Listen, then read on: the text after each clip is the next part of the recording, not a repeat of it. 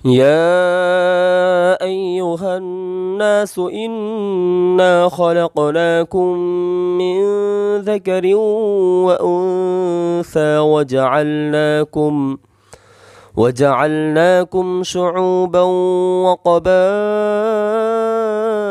لتعارفوا إن أكرمكم عند الله أتقاكم إن الله عليم خبير।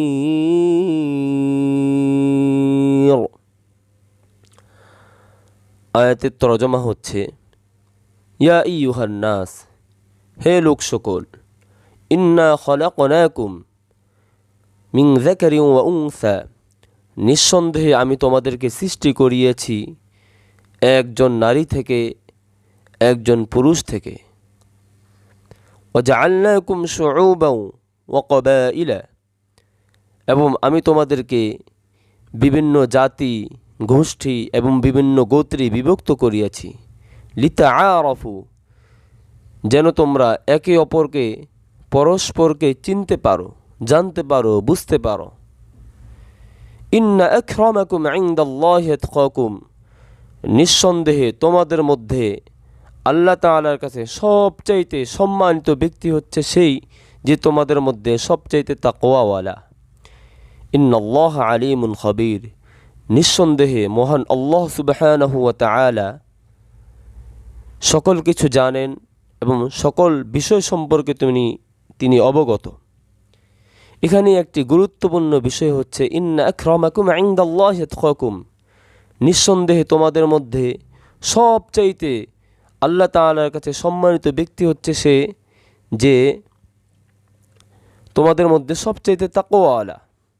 সুতরাং আমরা মনে করি অর্থ সম্পদ হলে, টাকা পয়সা হলে, পদ পদবি হলে, আমার আমল অনেক থাকলে আমি আল্লাহ সুবহানাহু ওয়া তাআলার কাছে সম্মানিত হব, কিন্তু আসলে নয়। একমাত্র সম্মানিত আল্লাহ তাআলার কাছে হতে চাইলে আমাদেরকে অনেক বেশি তাকওয়াওয়ালা হইতে হবে। আমার মধ্যে যত বেশি তাকওয়া থাকবে, যত বেশি আল্লাহ ভীতি থাকবে, আমি আল্লাহ সন্তুষ্টির জন্যই, আল্লাহর ভালোবাসা, আল্লাহর মহাব্বতে, আল্লাহর ভয়েই আমি যখন কাজ করব, আমল করব, ওই ছোট্ট কাজ, ওই ছোট জিনিসও আল্লাহ তাআলার কাছে অনেক গ্রহণযোগ্য হবে, আল্লাহ তাআলার কাছে অনেক প্রিয় হবে। পক্ষান্তরে যদি আমরা আল্লাহ তাআলার সন্তুষ্টির জন্য না করি, আল্লাহ তাআলার ভয় যদি আমাদের মধ্যে না থাকে, আমরা অনেক কিছু করলেও ওটা তেমন গ্রহণযোগ্য হবে না। সুতরাং কিয়ামতের দিনেই বোঝা যাবে আসলে কে কেমন তাকওয়াওয়ালা ছিল, কে কেমন আল্লাহ ভীরু ছিল, আল্লাহর প্রতি কার কত ভয় ছিল, কার অন্তরে কি পরিমাণ তাকওয়া ছিল। এটা তো কিয়ামতের দিনেই বোঝা যাবে। দুনিয়াতে আমরা কিছু উপমার উপরে, কিছু আলামতের উপরে, কিন্তু দৃষ্টান্তর উপরে ভিত্তি করে মানুষকে তাকওয়ার তক লাগায়, এটা লাগানো যায় এটার ধারণার উপরে। কিন্তু প্রকৃতপক্ষে কার অন্তরে কতটা তাকওয়াওয়ালা, কার অন্তর কতটা আল্লাহর, কার অন্তরে কত আল্লাহ ভীতি আছে, একমাত্র কিয়ামতের দিনেই বোঝা যাবে।